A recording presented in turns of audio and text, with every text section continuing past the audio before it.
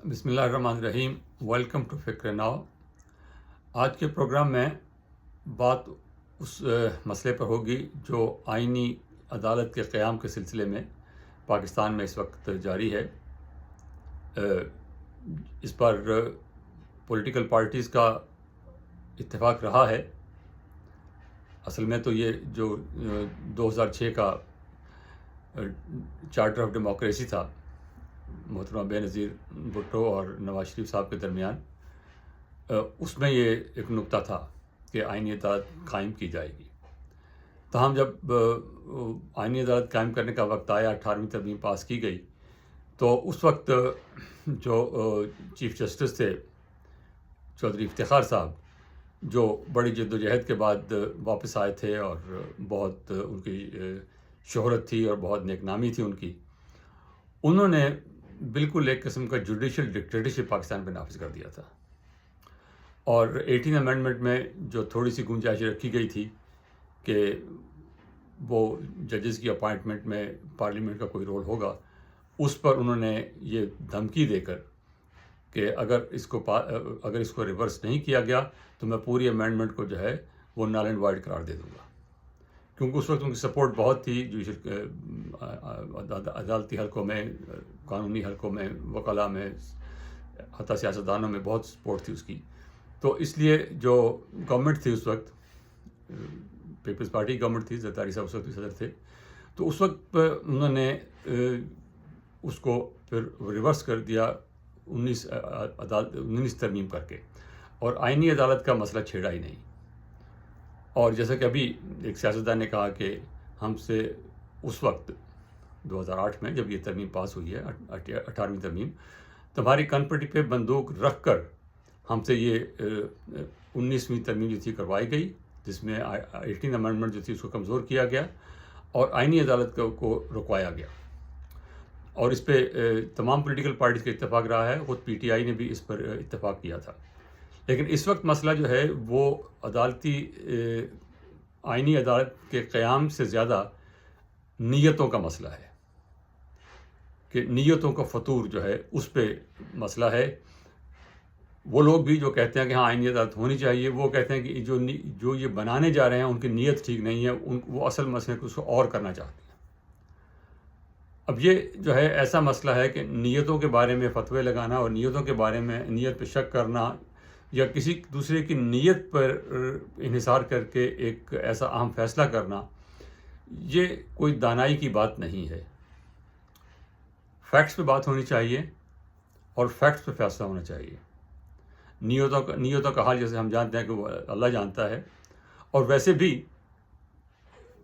بہت سے فیصلے ایسے ہوئے ہیں، مثلا آئین میں جو دوسری ترمیم کی گئی جس کے تحت احمدیوں کو غیر مسلم قرار دیا گیا، اور وہ بہت ایجیٹیشن ملک میں جاری تھا مذہبی جماعتوں کی طرف سے، اور بھٹو صاحب کو مجبور کیا گیا. اور تو کیا ہم یہ کہہ سکتے ہیں، اور کچھ لوگ کہتے ہیں کہ بھٹو صاحب نے، جو کہ سیکولر ذہن کے آدمی تھے، ان کو ختم نبوت وغیرہ کے ان مسائل کے بارے میں ان کو کوئی زیادہ ادراک نہیں تھا، اور تو وہ انہوں نے ترمیم کرا دی.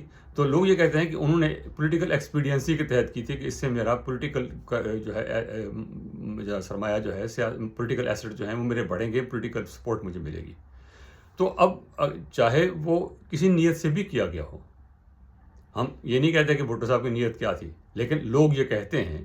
اور نیتوں کا اگین جیسے کہ کہا کہ نیتوں کا اللہ جانتا ہے. بھٹو صاحب نے کس نیت سے کیا تھا ہم اس پہ کچھ نہیں کہہ سکتے، لیکن کچھ لوگ یہ کہتے ہیں کہ بھٹو صاحب اس میں انٹرسٹڈ ہی نہیں تھے، وہ تو انہوں نے انڈر پریشر کرا دیا، اور یہ تو اس لیے کہ ان کو پولیٹیکل فائدہ نظر آیا تھا. تاہم بات بھٹو صاحب کی نیت پہ اعتراض کرنے کی نہیں ہے، بات صرف یہ کہنے کی ہے کہ نیت کیا ہے، اس پر بحث نہیں ہونی چاہیے، فیکٹس پہ بات ہونی چاہیے. اور اس میں اگر خرابی ہے اس پہ بات ہونی چاہیے، اور اس پہ جو ہے وہ تنقید ہونی چاہیے. آئینی عدالت جو ہے وہ کوئی نیا کانسیپٹ نہیں ہے. سب سے پہلی آئینی عدالت 1920 میں آسٹریلیا میں قائم ہوئی تھی. ہینس کیلسن نام کے ایک فلسفی تھے، وہ لیگل فلسفی کہنا چاہیے ان کو، قانونی ماہر تھے. انہوں نے یہ آئیڈیا پیش کیا تھا، اور یہ آئیڈیا جو تھا یہ دراصل امریکن جو سسٹم ہے اس کا جواب تھا. یہاں ایک بات ضمن یہ بھی عرض کر دوں کہ ہمارا پاکستان کا جو قانونی ڈھانچہ ہے، عدالتی ڈھانچہ جو ہے اور جو ہمارے قوانین ہیں، وہ اوریجنلی وہ برٹش کامن لا پہ بیسڈ ہیں. لیکن آج کل جو ہے وہ ہائبرڈ ہو گیا ہے، کیونکہ اس میں ہم نے اسلامی شرعی عدالت بھی شامل کر دی ہے اور بھی بہت سی تبدیلیاں ہو گئی ہیں، تو اس کو ہائبرڈ کہہ سکتے ہیں. تاہم وہ اوریجنلی جو ہے وہ برٹش کامن لا کا ماڈل ہے. لیکن جو ریٹن کانسٹیٹیوشن ہے جیسے ہمارے ہاں ہے، وہ امریکن ٹریڈیشن میں ہے، کیونکہ برطانیہ میں تحریری کانسٹیٹیوشن نہیں ہے. دوسرا جو بنیادی کانسیپٹ ہے وہ فیڈریشن کا ہے، وہ بھی امریکن کانسیپٹ ہے. اس سے پہلے دنیا میں کوئی فیڈرل اسٹیٹ نہیں تھی دنیا میں. یونائٹڈ اسٹیٹس آف امریکہ پہلی دفعہ ایک فیڈرل اسٹیٹ بنی جس میں مختلف ریاستوں نے مل کے یہ فیصلہ کیا کہ ہم اکٹھے رہنا چاہتے ہیں. تیسری جو بات تھی وہ اس میں تھی سیپریشن آف پاور. یہ بھی فلسفی لحاظ سے آئیڈیاز کے لحاظ سے پرانی بات تھی. مونٹیسکیو ایک فرانسیسی پولیٹیکل سائنٹسٹ اور سیاسی فلسفی کہنا چاہیے وہ تھے. ان کا یہ آئیڈیا تھا، اور آئیڈیا یہی تھا کہ حکومت کی ریاست جو 3 بنیادی جو ستون ہیں، مقننہ پارلیمنٹ، انتظامیہ جو گورنمنٹ کی صورت میں ہوتی ہے، اور عدلیہ، یہ ان کو تینوں کو سیپریٹ ہونا چاہیے. یہ ایک دوسرے کے کام میں مداخلت نہ کریں، ایک دوسرے پہ نظر ضرور رکھیں، اور ان کا آپس میں لنک ہونا چاہیے. لیکن ایسا نہیں جیسا کہ برٹش سسٹم میں ہے کہ اس میں انتظامیہ، اعلیٰ عدلیہ اور مقننہ وہ ایک ہی چیز ہے، اس میں سیپریشن ہے نہیں ایز سچ. تو اس کا جو امریکن سسٹم تھا، اس میں، اور سب سے پہلا ریٹن کانسٹیٹیوشن یہی تھا امریکہ کا، تو اس میں جو تھی جوڈیشل ریویو کی جو شک ہے وہ شامل نہیں تھی. لیکن عدالت نے خود یہ حق اپنے پاس رکھ لیا کہ اگر کوئی آپ قانون پاس کریں گے، ہم اس کو دیکھیں گے کہ وہ آئین کی روح سے مناسب ہے یا نہیں. اگر آئین کی کسی شک سے واضح طور پر متصادم ہے تو ہمارا یہ حق ہے سپریم کورٹ کا کہ ہم اس کو غیر قانونی قرار دے دیں. اور دوسرا جو مسئلہ تھا وہ یہ کہ یہ ابھی بحث اس پہ ہو رہی ہے، ابھی کوئی طے شدہ بات نہیں ہے کہ جو آئین کا بنیادی سٹرکچر ہے، کیا پارلیمنٹ اس کو بھی چینج کر سکتی ہے؟ فرانس میں یہ ہو چکا ہے اور کئی ممالک میں یہ ہو چکا ہے. لیکن بہرحال ایک کوئی پولیٹیکل سائنس میں جو کہ سیٹل ایشو نہیں ہے ابھی تک کہ کیا پارلیمنٹ جو ہے آئین کا بنیادی سٹرکچر چینج کر سکتی ہے یا نہیں. تاہم ہمارے ہاں جو ہے جو عدالت کا فیصلہ رہا ہے وہ یہی ہے کہ جو پارلیمنٹ ہے وہ آئین میں ترمیم کر سکتی ہے اور عدالتوں کو اس کا احترام کرنا چاہیے، لیکن وہ آئین کا جو بنیادی ڈھانچہ ہے اس کو چینج نہیں کر سکتی. اب بنیادی ڈھانچہ کیا ہے اس پہ بھی مطلب ہے کہ کچھ بحث ہے. بنیادی ڈھانچہ یہ ہے کہ جو ہے ایک پارلیمانی نظام ہے، اس کو چھیڑا نہیں جا سکتا. سیپریشن آف پاور ہے، اس کو چھیڑا نہیں جا سکتا. اور اسی قسم کی جو بنیادی بات ہے، لیکن اگین ڈیفائنڈ نہیں ہے. تاہم واپس اپنے اصل مدعا پہ آتے ہیں کہ یہ جو ہمارا سسٹم ہے پاکستان کا، یہ پریکٹیکلی جو ہے وہ ایک ہائبرڈ سسٹم ہے. اس میں امریکن جو ٹریڈیشن ہے سیپریشن آف پاور کی، فیڈرلزم کی، ریٹن کانسٹیٹیوشن کی، وہ بالکل ہمارے ہاں موجود ہے. کانسٹیٹیوشنل کورٹ جو ہے وہ ہمارے ہاں نہیں ہے، اگرچہ ہم سیاسی جماعتوں کا اس پہ اتفاق کر رہا ہے. تو سب سے پہلی کانسٹیٹیوشنل کورٹ جیسے کہ عرض کیا 1920 میں آسٹریلیا میں بنی تھی، اور اس کے جو محرک تھے وہ ہینس کیلسن تھے. انہوں نے یہ تصور دیا اور انہی کے اور خود وہ اس عدالت میں شامل رہے. جب وہ عدالت بنی ہے اس کے جو آئین، اس کا جو قوانین ڈرافٹ کیے گئے اس میں بھی شامل تھے وہ صاحب، اور پھر بعد میں وہ اس عدالت پر بھی موجود رہے وہ لوگ. وہ صاحب بعد میں پھر وہ کیونکہ ہٹلر وہ یہودیوں نسل تھے اور ہٹلر جو ہے وہ بڑھتا چلا آ رہا تھا، آسٹریلیا پہ بھی اس نے قبضہ کر لیا تو ان کو وہاں سے بھاگنا پڑا. پھر وہ امریکہ میں برکلے یونیورسٹی میں آ گئے تھے. تاہم تو انہوں نے جو یہ تصور دیا وہ بنیادی طور پر جو امریکہ میں جوڈیشل ریویو کا جو کانسیپٹ تھا اس کا ایک جواب تھا. کیونکہ یورپ میں برطانیہ کو چھوڑ کر یورپ میں مختلف سسٹم موجود تھے، اور اس میں جوڈیشل ریویو جو تھا، جیسا کہ یہاں امریکہ میں جوڈیشل ریویو کا جو حق تھا وہ عدالت نے اپنے پاس رکھ لیا، اگرچہ کہیں لکھا ہوا نہیں تھا، لیکن اب یہ ایک اسٹیبلشڈ پریکٹس ہے کہ سپریم کورٹ جو ہے وہ یہ حق استعمال رکھتی ہے کہ آئین کو ترازو بنا کر، آئین کو میزان بنا کر یہ دیکھے کہ جو قانون کا پاس کیا گیا ہے وہ آئین کے مطابق ہے یا نہیں۔ لیکن اس مسئلے کو حل کرنے کے لیے جو یورپی جواب تھا وہ یہ تھا کہ یہ ایک عدالت کے پاس یہ نہیں ہونا چاہیے، اس سے جو ہے بات بہت الجھ سکتی ہے۔ آئینی مسئلے جو ہیں بہت ٹیڑھے ہیں، اور بنیادی بات یہ ہے کہ عدالت کا کیوں سیاسی کام نہیں ہے، عدالت کا کام سیاست کرنا نہیں ہے، سیاسی فیصلے دینا نہیں ہے، لیکن جب کانسٹیٹیوشنل مسائل آتے ہیں اس میں لامحالہ سیاسی بحث چھڑ جاتی ہے، خواہ فنڈامنٹل رائٹس کے حوالے سے ہو، خواہ پروونشلزم کے حوالے سے ہو، خواہ فیڈرلزم کے ریفرنس سے ہو، خواہ وہ کسی بھی اور طریقے سے ہو۔ جب آئین کی تشریح کا مسئلہ آتا ہے تو وہ کسی نہ کسی سیاسی پارٹی کا، کسی نہ کسی سیاسی گروہ کا، کسی نہ کسی فیڈرل یونٹ کا وہ مفاد اس میں ہوتا ہے، اس کا مفاد اس میں ہوتا ہے، یا اس کے مفاد میں زد پڑ رہی ہوتی ہے۔ تو اس لیے وہ جو ان کا فلسفہ تھا ہینس کیلسن کا، انہوں نے یہ کہا کہ یہ عدالت الگ ہونی چاہیے۔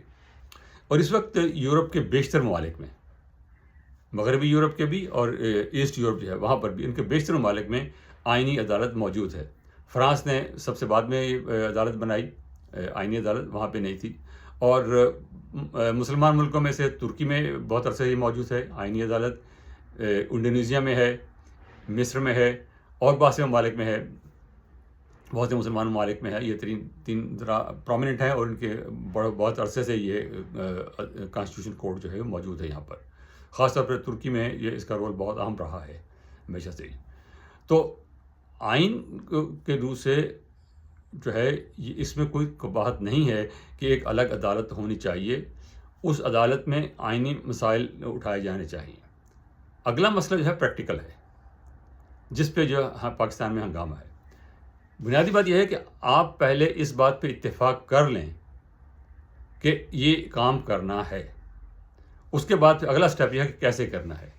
جس بھونڈے طریقے سے آئینی ترمیم کا پیکج لانے کی کوشش کی گئی ہے وہ نہایت غیر سیاسی ہے، وہ کسی سیاسی ذہن کی پیداوار ہو ہی نہیں سکتا۔ اس طرح سیکرٹ رکھا گیا اس کو، جس طرح اسے چپ کر کے جو ہے وہ پاس کرنے کی کوشش کی گئی، اور اس طرح پاس کرنے کی کوشش کی گئی جب آپ کے پاس نمبر بھی نہیں ہے۔ تو میرا گمان یہ ہے کہ یہ سیاسی ذہن کی پیداوار نہیں ہے، نہ یہ طریقہ کار۔ سیاسی قوتوں کا اس پہ اتفاق ہے کہ پاکستان میں اتفاق ہے کہ آئینی عدالت ہونی چاہیے، لیکن اس وقت جو مسئلہ ہے، جھگڑا جس پہ ہے وہ اس پر ہے کہ یہ کیوں کیا جا رہا ہے۔ کیا ایک خاص جج کو نوازنے کے لیے کیا جا رہا ہے؟ کیا ایک خاص سیاسی جماعت کو ٹارگٹ کرنے کے لیے کیا جا رہا ہے؟ یہ مسائل ہیں، ان مسائل پہ بیٹھ کے بات ہونی چاہیے، اور اس میں ایسی پروویژن رکھی جائیں جس سے ان مسائل کا حل کیا جا سکے، کہ ایک شخص جو ہے ایک خاص جج کو جس کا فائدہ نہ پہنچے، یا کسی خاص جج کو اس کا نقصان نہ پہنچے، کسی خاص پولیٹیکل پارٹی کو اس کا فائدہ نہ ہو، کسی خاص پولیٹیکل پارٹی کو اس کا نقصان نہ ہو۔ تو یہ باتیں بیٹھ کے طے کی جا سکتی ہیں اور کرنی چاہیے، اور اس پہ جو ہے بحث کھل کے ہونی چاہیے، اخبارات میں ہونی چاہیے، پارلیمنٹ میں ہونی چاہیے، یہ بات سامنے آنی چاہیے۔ اس طرح آئین میں تبدیلیاں اس طرح نہیں ہوتی کہ آپ چپ کر کے جو ہیں وہ مسودہ جو ہیں وہ بنا لیں اور پھر لوگوں سے کہ ہاں آئیں آ کے ووٹ دے دیں۔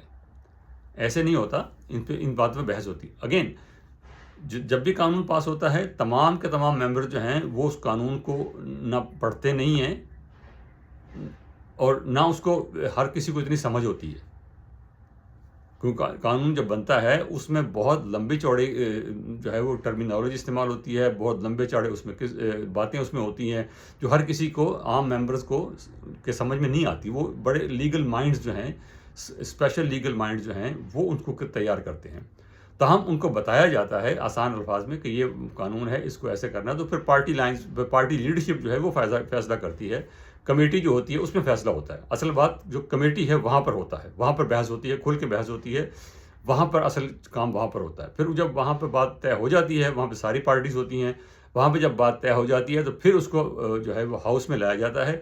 وہاں پولیٹیکل لیڈرشپ جو ہے وہ اپنے اراکین کو بتاتی ہے کہ آپ نے کیسے ووٹ کرنا ہے، تو اس حساب سے ووٹ ہو جاتا ہے.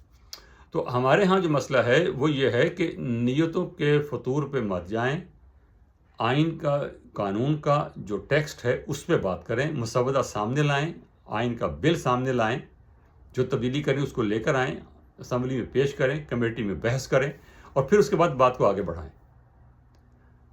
آئینی عدالت ہونی چاہیے، اور اس کا ایک فائدہ جو ہے وہ جیسے کہ پہلے کہا گیا کہ آئینی تشریح جو ہے اس کے لیے آپ کو کانسٹیٹیوشنل مائنڈڈ جج چاہیے.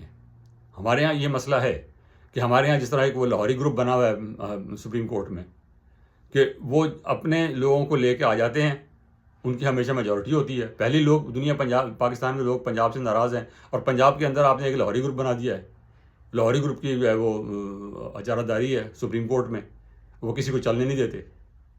تو یہ اس طرح عدالتیں نہیں چلتی، اس طرح کوئی نظام نہیں چلتا کہ جب ایک گروہ جو ہے وہ چھوٹا سا گروہ جو ہے وہ پورے نظام کو ہائی جیک کر لے. یہی کچھ ہوا ہے ہماری سپریم کورٹ ہائی کورٹس میں، خاص طور پہ لاہور ہائی کورٹ میں اور سپریم کورٹ میں بالخصوص یہ کچھ ہوا ہے. تو یہ جو ہے اس سے عدالتی نظام نہیں چل سکتا، کوئی نظام بھی نہیں چل سکتا جب آپ اس طرح کسی نظام کو اس طرح متنازع بنا دیں، اس پہ اس طرح اس کو ہائی جیک کر لیں. تو ضرورت اس چیز کی ہے کہ کانسٹیٹیوشنل مائنڈڈ جو لوگ ہیں وہ اس میں ہوں، جو کانسٹیٹیوشنل ایکسپرٹس ہیں، جنہوں نے کانسٹیٹیوشن پہ جو ہے دلائل دیے ہوئے ہیں، کانسٹیٹیوشن پہ فیصلے کیے ہوئے ہیں. اور سپریم کورٹ میں جو ہے آپ کے پاس مختلف جج ہونے چاہیے. سول عدالت جو مسائل ہیں، سول کیسز جو ہیں ان کے لیے الگ ایکسپرٹیز چاہیے، جو کرمنل کیسز ہیں ان کے لیے الگ ایکسپرٹیز چاہیے، جو انٹرنیشنل لا کے ہیں مسائل ان کے لیے الگ ایکسپرٹیز چاہیے. تو یہ ایکسپرٹیز جو ہے یہ اس کو دیکھنا ہوگا، یہ نہیں کہ یہ ہمارے گروپ کا بندہ ہے تو اس کو لے آؤ. اب یہاں اس وقت ہمارے یہاں سپریم کورٹ میں یہ ہو رہا ہے تماشا، جو ہمارا خاص میں لاہوری گروپ ہے، کہ یہ بندہ جو ہے اس کی عمر اتنی ایج ہے، اس کو یہاں لے آئیں تو یہ پہلا چیف جسٹس ہے، اس کی ایج اتنی ہے، یہ ریٹائر ہوگا تو اس کے بعد پھر اس کی باری آ جائے گی، پھر اس کے بعد اس کی باری آ جائے گی. تو جو جہاں تک ہو سکے مسلسل جو ہے چیف جسٹس ہمارا ہونا چاہیے، جس کا مطلب لاہوری گروپ ہے. اور اس سے پنجاب بدنام ہو رہا ہے. پنجاب کا ایک چھوٹا سا گروہ جو ہے وہ یہ ہائی جیک کر رہا ہے اور گالی پورے پنجاب کو پڑ رہی ہے. تو اس لیے اس سے نکلنا ہوگا، اس اجارہ داری کو توڑنا ہوگا، اور فیکٹس پہ میں بار بار کہہ رہا ہوں کہ فیکٹس پہ بات کریں، مسودے کو سامنے لے کر آئیں، آئین میں تبدیلی کیا کرنی ہے اس پہ بات کریں. اور اس کے ساتھ ہی میں اپنی بات ختم کرتا ہوں. اگین اس ریکویسٹ کے ساتھ کہ پلیز ہمارے چینل کو سبسکرائب کیجئے، اپنی رائے دیجئے، اور ہمیں جو مشورہ ہو وہ دیجئے. بہت شکریہ. خدا حافظ.